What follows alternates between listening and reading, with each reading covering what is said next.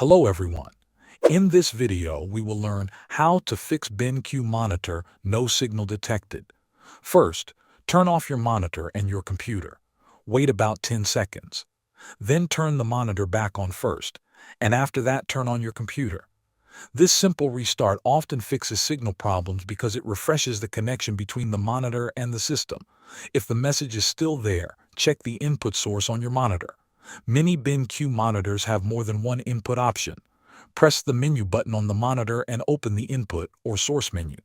Make sure the selected input matches the cable you are using, such as HDMI, DisplayPort, or USB-C. If the wrong input is selected, the monitor will not detect the signal. If the problem continues, reset the monitor. Open the monitor menu and look for a reset or factory reset option. If you cannot find it, unplug the monitor's power cable from the wall. Leave it unplugged for about 30 seconds, then plug it back in and turn the monitor on again. If none of these steps fix the issue, the monitor may need repair or support from BenQ. Thanks for watching.